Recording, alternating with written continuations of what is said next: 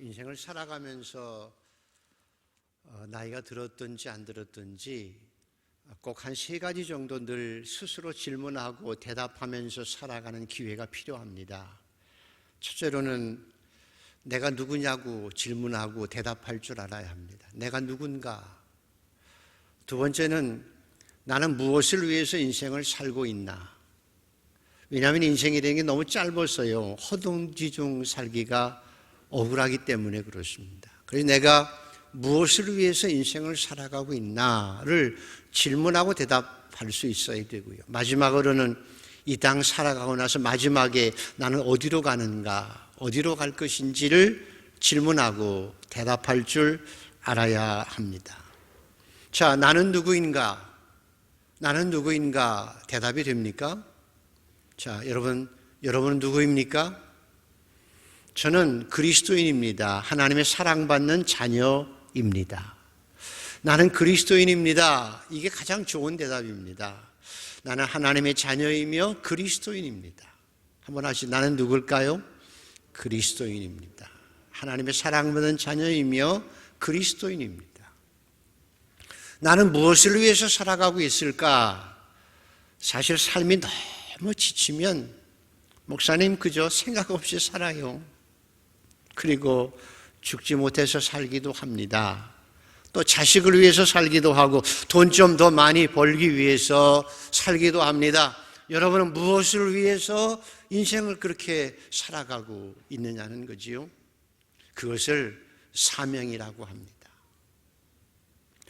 세 번째는 우리가 어디로 갈까? 옛날에는 우리 어렸을 때는 망우리로 가지, 거의 공동묘지가 있어서 망우리 간다고 했는데 요즘에는 뭐 다 화장장 갔다가 요만한 단지에 안에 들어갑니다. 근데 그것이 끝이 아니지요.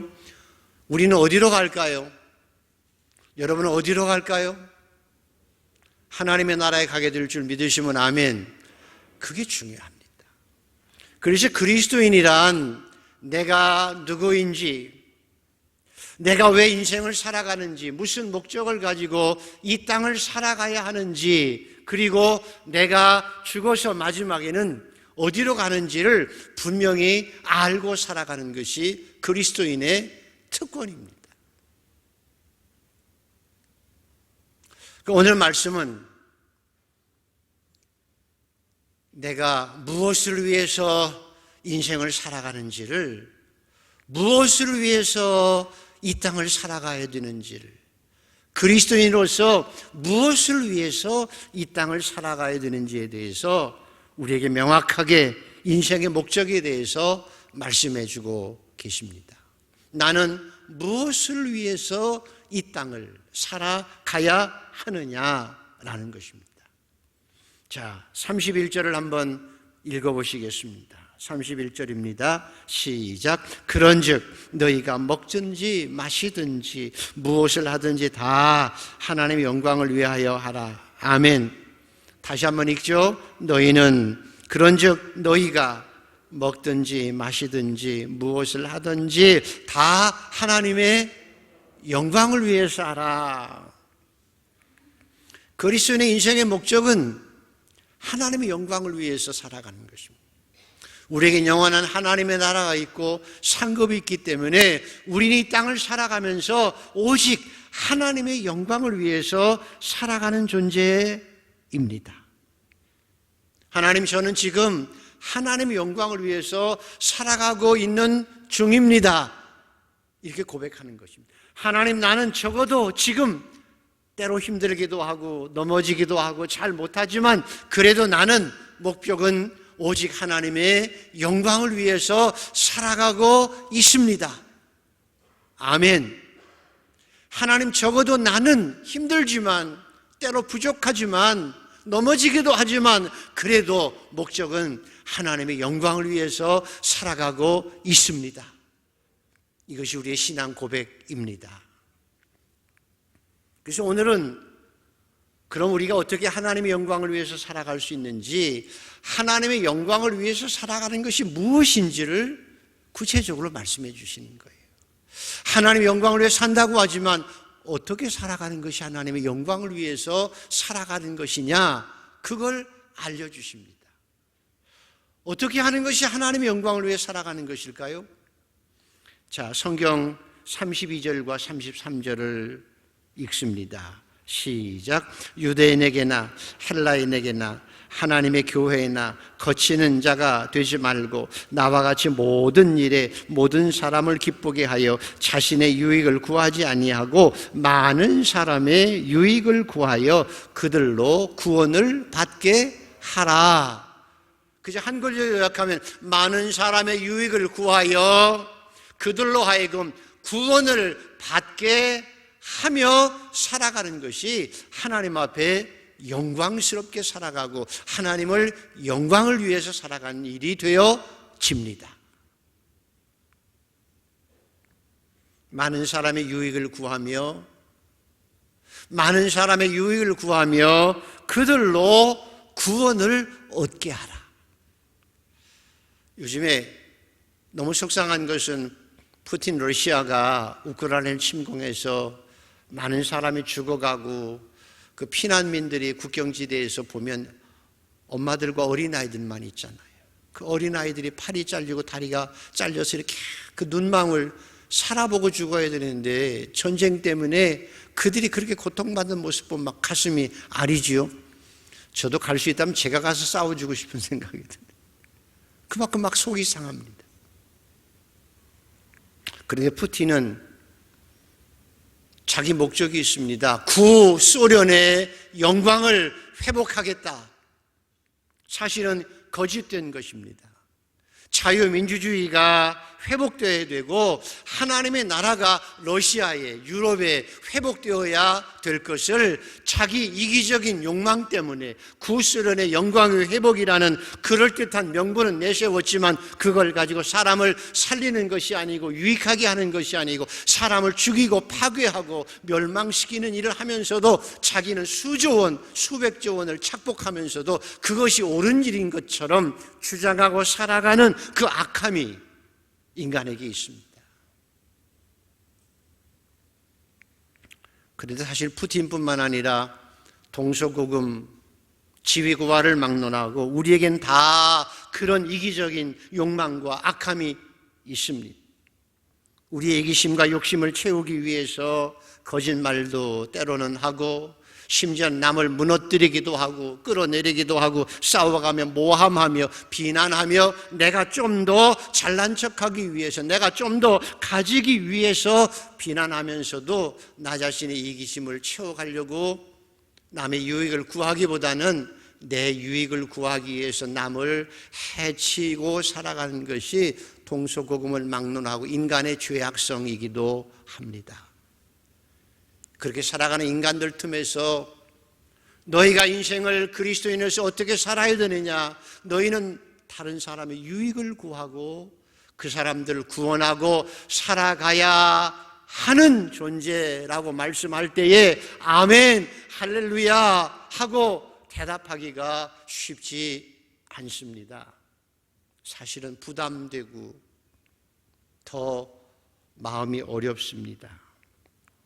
예수 믿으면 남들보다도 더 잘 살고 존경받으며 살고 그리고 살다가 천국 가는 게 좋은데 너희가 남의 유익을 구하고 살아가고 너 자신을 차라리 희생하면서도 남을 유익하게 하고 다른 사람을 구원하기 위해서 살아가라고 하시는 말씀은 좋긴 좋지만 너무 부담되고 힘들어요.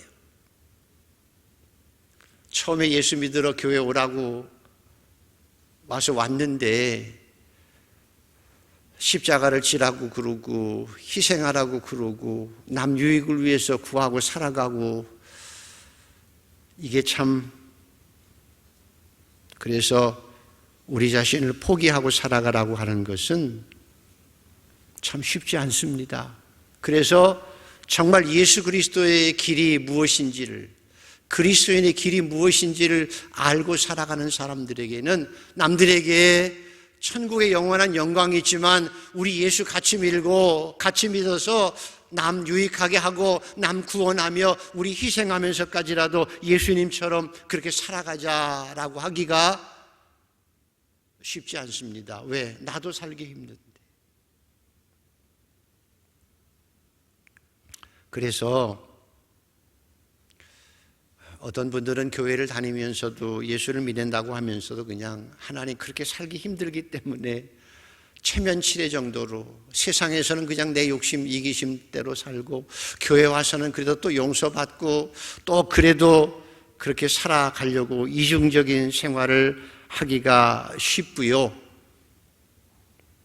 그렇게 살기 어려우면 나는 남에게 피해만 안 주고 살면 되지 뭐 하고 교회를 떠날 수도 있습니다. 왜냐하면 그리스도인으로 산다는 것은 내 욕심을 버리고 남의 유익을 구하고 살아가고 남을 구원하는 자로 살아가는 일이기 때문에 나를 희생해야 되기 때문에 나를 깨뜨려야 되기 때문에 쉽지 않기 때문입니다. 그래서 신앙생활 해보면 하나님 저 힘들어요. 정말 그리스도인의 살기가 너무 힘들어요. 살려고 몸부림쳐도 잘 안 되네요. 그래서 하나님 나 깨졌어요. 그래서 하나님 뭘 깨닫는고 하면 나 좀 도와주세요. 그래도 나은 사람들은 그래도 하나님 나 좀 도와주세요. 그래도 그리스도인으로 살고 싶거든요. 그래서 신앙생활이란 나 혼자 힘과 의지로 되는 것이 아니라 하나님의 은혜로 성령의 도우심으로 되어지는 것을 알게 되어서 더 하나님 앞에 기도하고 하나님 도와주세요. 하나님 도와주세요. 기도하고 성령을 의지하고 하나님 은혜에 감사하며 살아가게 되어지는 것입니다. 오늘도 사랑하는 성도 여러분, 그리스도인으로서 살아가는 게 쉽지 않지요. 그럼에도 불구하고 낙심하지 말고 하나님께 기도하며 조금 더 힘을 내어서 하나님 저 그리스도인으로서 살아가고 싶습니다. 정말 하나님이 원하시는 그리스도인으로 살아가고 싶습니다. 기도하고 다짐하고 한 걸음 더 나아갈 수 있는 성도가 되기를 소원합니다. 하나님께 도와주실 줄 믿습니다. 그래서 신앙생활이란 그래서 다른 사람에게 거치는 자가 되지 아니하고 내 유익을 구하지 아니하고 도리어 남의 유익을 구하며 다른 사람을 구원함에 이르게 하는 것이 그리스도인이 이 땅에서 살아가는 모습이고 그것을 통해서 하나님께 영광이 되어집니다. 우리 한강에 사랑하는 성도 여러분, 저와 여러분은 하나님의 영광을 드러내며 살아가는 성도가 되기를 소원합니다. 하나님, 제가 하나님 영광을 위해서 살아갈 수 있게 하여 주시옵소서. 아멘. 하나님, 제가 그래도 부족해도 하나님의 영광을 위해서 조금씩 더 하나님의 영광을 위해서 살아갈 수 있는 신앙인 되게 하여 주시옵소서. 아멘.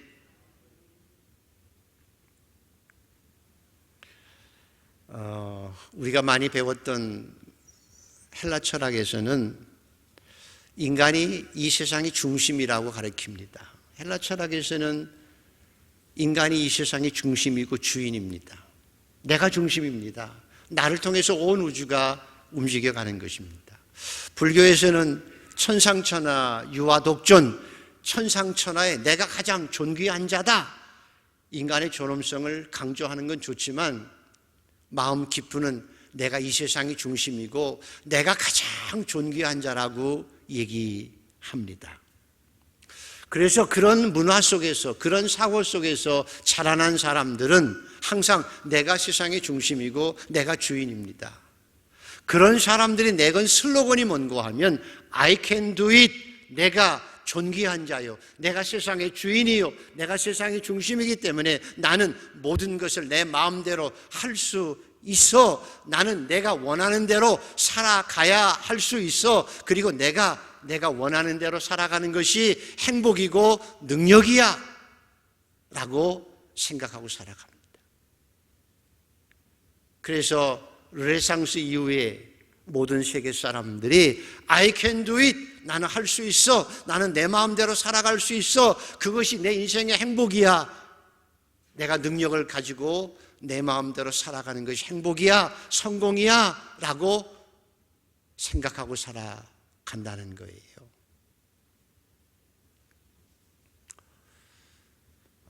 그런데 그런 사회 속에서 살아왔던 고린도 교회 사람들이, 고린도 교회가 그 헬라 문화권 속에 있었거든요. 그 사람들이 교회에 와서 예수를 믿었어요.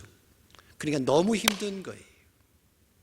예수 그리스도는 너 자신을 희생하고, 내가 이 땅에 온 것은 섬기려 하고 남을 위해서 내가 대속물로 내 목숨을 주려 왔어. 그거가 너무 다른 거예요. 그런데 내 마음속에 내가 인생의 주인이고 내가 내 마음대로 할 수 있다고 생각하는 게 몸에 배어있기 때문에 신앙생활을 해도 힘든 거예요. 그래서 어떤 사람들은 내가 내 마음대로 하면 어때? 내가 내 믿음대로 하면 어때? 내가 내 능력대로 하고 싶은 대로 하는 게 내 믿음 아니야? 라고 강조하는 사람도 있었다는 거예요. 그래서 예를 들면 오늘 10장에 나오는 얘기가 그거예요. 시장에서 파는 고기를 먹어야 되느냐 안 먹어야 되느냐. 별거 아닌 것 같으죠, 여러분은? 근데 그 당시에 신전에 봤던 고기들이 시장에 나와 있어요. 근데 예수 믿는 사람들은 우상에 받았던 제물들을 잘 안 먹거든요. 근데 어떤 사람들은 무조건 시장에서 사다 고기 파는 거 사다가 그냥 먹어요. 어떤 사람은 그거 우상 제물에 바쳤던 거야 얘기해도, 야, 믿음 안에서 먹으면 괜찮아. 나는 믿음이 있어. 그까지가 아무것도 소용없어 하고 그냥 먹어요. 그럼 옆에 있는 사람들은 그게 아닌데 하고 시험받고 실족하는 사람도 있었다는 거예요. I can do it. 내가 뭐든지 할 수 있고 믿음이 있으면 내가 내 마음대로 살아도 돼 라고 하는 사람들을 좀 가끔 상처받고 실족해서 저 사람 뭐 저래 하고 교회를 떠나는 사람도 있었기 때문에 사도 바울은, 그렇다면 나는 믿음이 있어. 그거 뭐 먹는다고 별거 아니야. 그럼에도 불구하고 혹시나 사람의 마음에 시험이 들까 봐 나는 고기를 아예 먹지 않을 거야. 작은 일 같지만 나는 다른 사람이 혹시나 마음에 시험 들까 봐, 마음에 상처받을까 봐 나는 먹을 수 있는데 고기를 나는 일부러 안 먹을 거야 라고 하는 것이 다른 사람의 유익을 구하고 살아가는, 하나님의 영광을 드러내고 살아가는 일이라는 거예요. 거창한 게 아니라는 거예요. 지금은 별로 그렇지 않지만 우리 교인이 많이 올 때는 저희 교회가 주차장이 한 100대 정도밖에 못 되거든요. 그래서 어떤 분들이 왔다가 뺑뺑뺑 돌다가 주차할 데가 없어서 그냥 갔다고 하는 얘기를 몇 번 들었어요. 그래서 제가 광고했습니다. 여러분들, 요 이천동에 사시는 분들은 그저 조금 일찍 일어나셔서 한 20분만 일찍 오시면 저 끝에서부터 여기까지 걸어오는데 15분이면 걸어와요. 좀 걸어오세요. 땀나지만. 아니면 버스 타고 오시고요. 그래서 이천동에 사신 분들은 차를 가지고 오지 말아주세요. 왜? 멀리 온 분들을 좀 배려하기 위해서 차 안 가지고 오면 좋겠습니다 라고 말씀드렸거든요. 근데 정말 어떤 분이 택시를 타고 오세요. 버스를 타고 오세요. 왜? 내가 차를 안 가져가고 조금 불편을 겪으면 한 10분 일찍 출발하면 내가 버스 한 번 더 타면 내게 힘들지라도 다른 사람, 멀리서 오는 분들이 기분 좋게 주차하고 예배를 드릴 수 있다고 생각하는 작은 배려하는 마음, 남의 유익을 조금이라도 생각하는 그 마음, 그것이 하나님의 영광을 위해서 살아가는 마음이라는 거예요. 그래서 여러분, 남의 유익을 거하고 하나님의 영광을 위해 살아가는 것이 어떤 거창한 게 아니라는 거예요. 내가 혼자 산에 올라가서 금식하며 기도하며 경건 생활을 통해서 하나님의 말씀을 통해서 경건한 삶을 살아가는 것도 중요하고 그것이 내 거룩함이 하나님 앞에 영광이 되기도 하지만 진실한 하나님의 영광은 나 혼자 있을 때보다도 다른 사람과의 관계성 속에서 좋은 관계를 맺어감으로 서로 사랑하고 존중하며 살아가는 좋은 관계성을 가지고 조금씩 다른 사람에게 유익을 주며 살아갈 수 있는 모습이 하나님의 영광을 드러내는 일입니다. 그래서 예수님께서 산상수훈에 누가 하나님의 아들, 딸이냐? 누가 하나님의 아들, 딸이냐? 큰 일을 하는 사람이 아니라 화목히 하는 자는 복이 있나니 저가 하나님의 아들과 딸이라 일컬음을 받으리라. 화목히 하는 자는 복이 있나니 저가 하나님의 아들, 딸이라고 일컬음을 받으리라 라고 말씀하신 거예요. 교회를 크게 지어놓고 큰 일을 한다고 해도 마음속에 미움 가지고 서로 다투고 살아가며 내가 잘났어, 너보다 나아, 서로 멸시하며 갈등하고 살아가는 것이 아니에요. 그것은 지옥이. 성령의 하나됨을 힘써 지키며 내가 다른 사람을 좀 낮게 여기고 나보다 다른 사람의 유익을 좀 더 생각하고 내가 조금 더 양보하며 서로 사랑하며 살아가는 것이 옆에 있는 성도들과 좋은 관계를 맺어가며 살아가는 것이, 그것이 하나님의 영광을 드러내며 살아가는 일이에요. 그래서 예수님께서도 제자들에게 마지막에 말씀합니다. 내가 새 계명을 너희에게 주노니, 내가 새 계명을 너희에게 주노니 서로 사랑하라. 너희가 서로 사랑하면 이로써 모든 사람이 너희가 내 제자인 줄 알리라.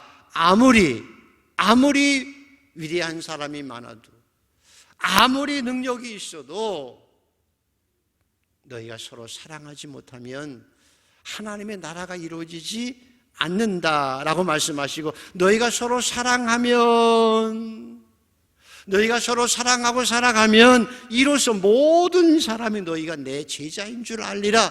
너희가 내 제자인 줄 알게 하고, 그래서 구원이 이루어지게 하는 것이, 이게 하나님의 영광을 드러내는 일입니다. 오늘도 저와 여러분이 이런 삶을 살아낼 수 있게 되기를 소원합니다. 그래서 재밌게 예수님께서 말씀하시죠. 예수께서 이르시되 누군지 내 이름으로 어린아이 하나를 영접하면 나를 영접함이니. 이게 얼마나 귀한 말씀입니까? 어린아이들이 옛날에는 무시하고 멸시하고 애들은 가라 그러잖아요. 근데 그 어린아이 하나를 영접하면 나를 영접하는 것이다. 존귀하게 여기라는 거지요. 그리고 나더러 주여 주여 하는 자마다 천국에 들어갈 것이 아니라, 주여 내가 주의 이름으로 선지자 노릇하고 주의 이름으로 귀신 내쫓고 주의 이름으로 능력을 행하고 살았습니다. 아무리 떠벌려 봐야 나는 너를 모른다고 하는 거지요. 왜? 자기 이기심을 채우기 위해서 살았지. 불법을 행하는 자들아 내게서 떠나가라 하시고, 너희가 내가 굶주렸을 때 먹을 것을 주었고 내가 헐벗었을 때 입을 옷을 주었도다. 주님, 언제 우리가 그렇게 했습니까? 지극히 작은 자에게, 예수 믿다가 힘들어하는 사람들, 지극히 작은 자에게, 주의 종들에게, 지극히 작은 자에게 한 것이 곧 내게 한 것이다. 주인의 즐거움에 참여하라 하신 주의 말씀을 기억하시고, 여러분이 누구인지, 우린 그리스도인입니다. 따라하여, 하나님, 저는 그리스도인입니다. 아멘. 하나님, 저는 그리스도인입니다. 그리스도인이 해야 할 일은 내 유익이 아니라 다른 사람의 유익을 구해서 다른 사람을 구원함에 이르게 해서 하나님의 영광이 드러나게 하는 일입니다.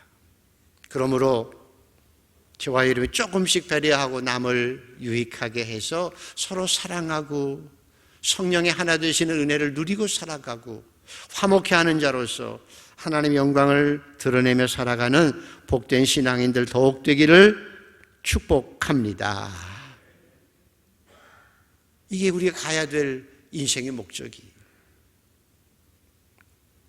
그런데 너무 좋지요, 감사하지요, 다짐하는데 항상 걸리는 말씀이, 더 힘든 말씀이 사실 있습니다. 자, 11장 1절을 한번 읽어보십시오.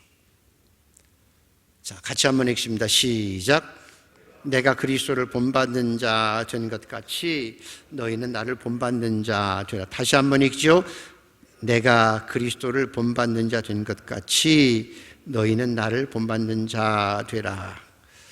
이게 제가 목사지만 젊어서부터 이 구절을 가장 좋아했고 저도 이런 고백을 하기를 원하고 사실은 열심히 목회하며 여기까지 살아왔는데요. 그런데 참 부담이 됩니다. 읽을 때마다. 그죠? 야, 내가 그리스도를 본받은 자 된 것 같이 너희도 그리스도를 본받고 살아라. 그러면 아멘. 그리고 열심히 살면 좋겠는데, 이 정도까지만 하면 좋겠는데, 오늘 성경은 내가 그리스도를 본받는 자 된 것 같이 너희는 누구를? 나가 누구예요? 바울을. 이게 참 마음에 걸려요. 이게 더 힘들어요. 예수를 본받고 살자 그럼 아멘 하고 따라가겠는데, 사도 바울은 내가 그리스도를 본받은 자 된 것 같이 나를 본받는 자가 되라는 거예요. 이게 너무 힘들어요. 그죠? 이게 왜 힘든가 하면요, 아까도 얘기했지만 그리스 헬라 문화 속에서 살아가는 사람들은 I can do it, 내가 인생의 주인이고 내가 세상의 주인이야, 난 내 마음대로 할 수 있어, 나는 내 마음대로 살아갈 거야, 능력을 돈 벌어서 내 마음대로 살아갈 돼, 이게 이런 문화였거든요. 근데 그런 문화권 속에서 고린도 교인들이 예수 십자가를 통해서 구원받는 거야, 이게 이해가 안 돼요. 왜냐하면 십자가는 그 당시에 로마의 형벌인데 가장 극악한 죄인들이 저주받아 죽는 게 십자가잖아요. 그런데 설교하는 거, 야, 십자가를 져야 돼, 십자가에 죽어야 구원을 받아. 아니 이게 무슨 말이야, 엉뚱하게. 세상 모든 문화는 자기가 이제까지 살아온 바 들은 바에 의하면 I can do it, you can do it, 너 능력까지 뭐든지 하고 살아도 돼, 네 마음대로 즐기고 살아, 이렇게 이제까지 살아왔는데, 그래서 열심히 돈 벌어서 마음껏 누리고 살아가려고 폼 잡고 그래도 예수를 믿었는데 교회 오니까 아니야, 십자가에 죽어야 돼, 십자가에 희생해야 구원이 있어, 십자가에 예수 그리스도가 죽으심으로 우리가 구원을 받았어, 그래야 부활이 있어 라고 설교를 하니 이게 귀 속엔 들어와도 마음속에 와닿지 않는 거예요. 하나님의 은혜로 성령도 받고 방언도 하지만 이게 영 껄끄러운 거예요. 그래서 사도 바울이 얘기하는 거예요. 왜? 그 당시에는 저와 여러분처럼 성경도 없잖아요.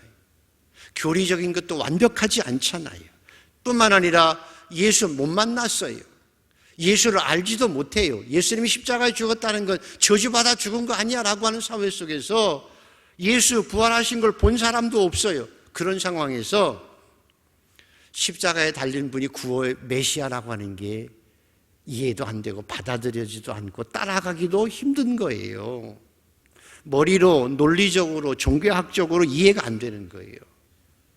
그래서 사실 고린도 교회가 신앙적으로 이렇게 위선적이 되고 머리와 마음과 삶이 따로따로, 그래서 문제가 많아졌던 거거든요.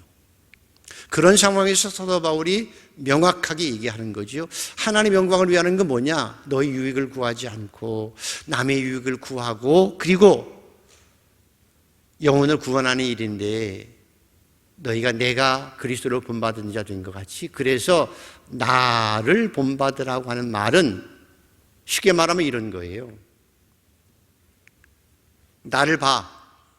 예수 몰라도 좋은데 나를 봐. 내가 사는 걸 봐. 나를 보라니까.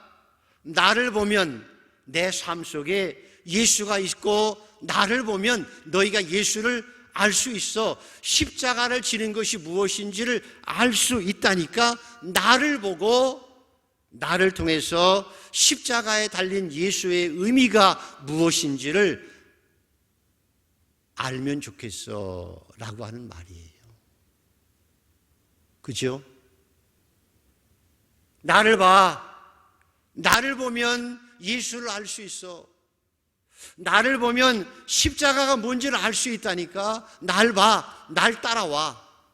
그러면 나처럼 십자가의 은혜를 체험하고 하늘의 놀라운 영광을 위해서 나의 날아갈 길 다 가도록 주의 은혜 가운데 살아갈 수 있어 라고 말하는 거예요. 나를 봐. 나를 보고 예수를 믿어. 나를 보고 예수를 알아봐. 그 얘기예요. 제가 가끔 말씀드렸지만 은혜를 체험하고 성령을 체험하고 천국을 체험하고 지옥을 체험하면서 부모님 영혼을 위해서 기도하기 시작했습니다.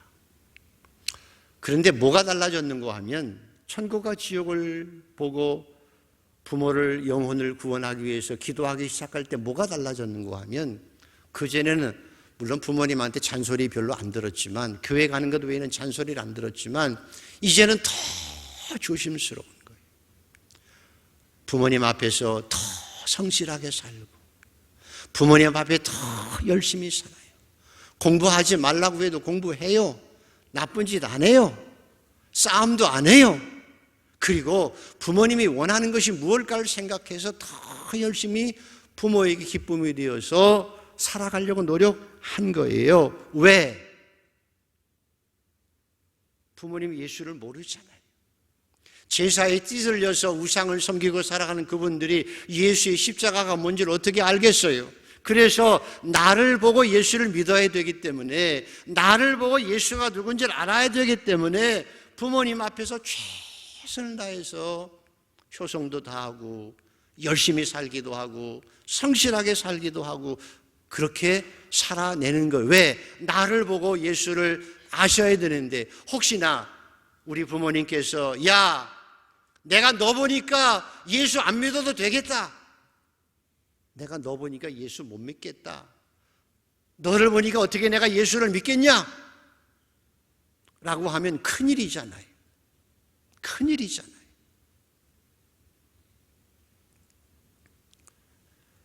그게 변한 거예요. 나중에 주님께서 은혜 주셔서 부모님이 예수를 믿고 나서 나중에 마지막에 고백하신 것이 뭔가 하면 내가 너를 보니까 예수 믿어야 되겠더라. 내가 너를 보니까 예수 믿어야 되겠더라 라고 하는 말이 저에게 가장 큰 위로가 됐어요. 16년간의 그 많은 고통과 어려움이 다 없어져 내가 너를 보고 예수를 믿어야 되겠더라 라고 하는 것이었어요. 사도 바울이 말하는 게 나를 봐. 그리고 나를 보고 예수를 믿어. 그 얘기예요. 근데 이제 제가 결혼해서 자녀들이 있고 손자, 손녀들이 있는데 우리 자녀들이 나를 보고 내가 아빠를 보니까 예수 믿어야 되겠어. 아빠를 보니까 예수 더 잘 믿어야 되겠어. 라는 말을 해야 되는데 사실 자신이 별로 없네요. 여러분은 어떤지 모르겠지만. 그래도 늘 소망합니다. 너희가 나를 보고 예수를 믿어. 너희가 나 보고 예수를 잘 믿어. 남편을 위해서 죽기만큼 기도했던 여러분도 있지요. 남편한테 왜 순종하고 살아요? 나는 성질이 없어요. 나는 못났어요. 그런데 남편한테 순종하는 여인으로 정말 희생하는 여인으로 왜 그렇게 살아요? 여보 나를 봐. 그리고 날 보고 예수를 믿어. 내 안에 있는 예수를 보고 나를 보고 예수를 믿어. 그 얘기 아니겠어요?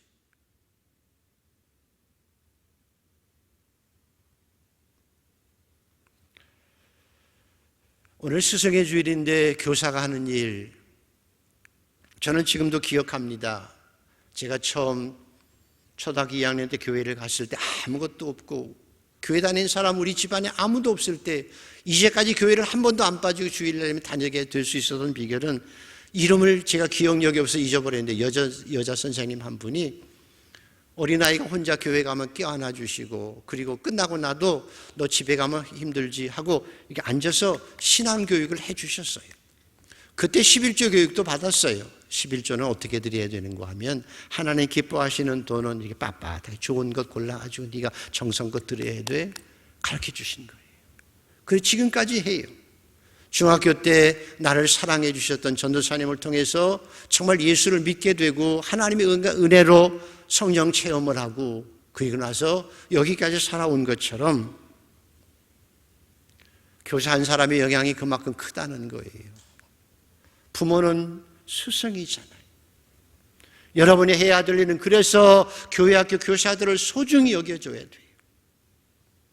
여러분의 아이들을 맡겨놓고 그냥 내버려 두는 것이 아니라 눈물을 흘려 기도해야 되고, 교사들을 위해서 눈물을 흘려 기도해야 되고, 그가 내 자녀들을 사랑하고 관심을 써갈 수 있도록 여러분도 관심을 써 주어야 돼요. 교사들을 존중해 줘야 돼요. 대접도 열심히 잘 해줘야 돼요.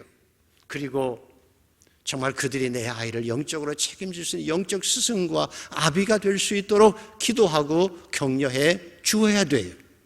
왜? 내 아이의 영적인 인생에 모든 것이 달렸기 때문에 그래요.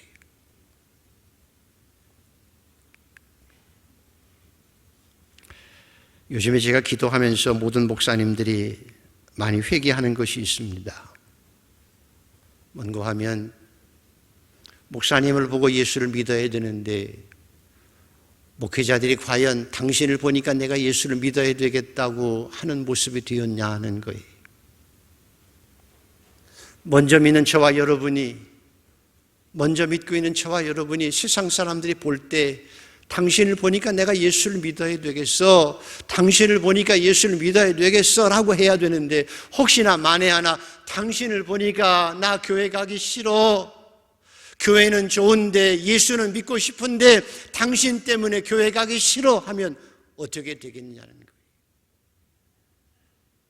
우리가 잘났다고 서로 자랑하는 건 좋은데 내가 너보다 나아, 이렇게 해야 되라고 주장하며 서로 갈등하고 싸우면서 우리가 서로 비난하고 살아가는 모습 속에서 세상 사람들이 니네는 뭐가 달라? 우리보다 더 못하네? 그게 예수 믿는 거야? 라고 하면 하나님의 영광을 드러내는 것보다 도리어 하나님의 영광을 가리고 천국 문을 막고 있는 자가 될 수 있기 때문입니다. 사랑하는 한강의 성도 여러분, 저와 여러분은 많은 걸 하나님 앞에 하지 않아도, 큰 일을 하지 않아도, 그래도 개인적으로 오늘 말씀처럼 남의 유익을 구하고 하나님의 영광을 드러내며 나를 좀 봐, 나를 보고 예수 믿어, 나를 보고 교회 와, 나를 보고 예수 믿고 구원 받아야 돼 라고 말할 수 있는 자로 조금씩 더 변화될 수 있고 아름다워질 수 있는 성도들 되기를 축복합니다. 이것이 우리가 걸어가야 될 길입니다.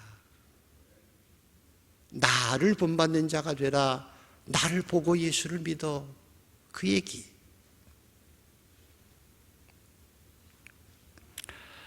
말씀을 마치려고 합니다.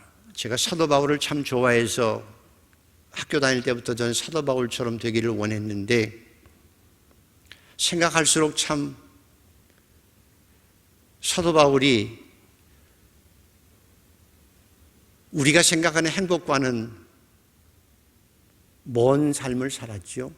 가족도 떠나고 모함도 받고 매도 맞고 억울하게 감옥에도 갇히기도 하고 배고프기도 하고 어렵게 살았어요, 여러분. 그래서 지금도 제가 젊었다고 하면 내가 사도 바울처럼 살겠다고 그렇게 기도하기가 어려울 것 같아요. 근데도 그가 그렇게 살아낼 수 있었던 비결이 뭘까요? 내가 선한 싸움 싸우고 달려갈 길 마치고 믿음 지켰으니 이제 나에게 의의 멸류가 남았다고 고백할 수 있었던 비결은 분명한 한 가지가 있는 거예요. 영원한 하나님의 나라가 있고 영원한 부활의 영광이 있다는 것을 알았기 때문에 그 부활의 영광을 바라보고 오늘 내가 조금 힘들더라도, 내가 조금 손해를 보더라도 다른 사람의 영혼을 구원하기 위해서 내 유익을 구하지 않고 다른 사람의 유익을 구하며 살았던 생애였기 때문에 내가 선한 싸움 싸우고 그렇게 살았고 달려가길 마쳤고 이제 나에게 의의 멸류가 남았다고 고백할 수 있었거든요. 저와 여러분이 그런 삶을 살아내기를 소원합니다. 하나님, 이제까지 그렇게 살지 못한 것, 부족한 것 많았지만 이제부터라도 하나님, 제가 하나님 영광을 위해서 살아가기를 소원합니다. 하나님 도와 주시옵소서. 힘들 때도 그 길 걷게 하여 주시옵소서.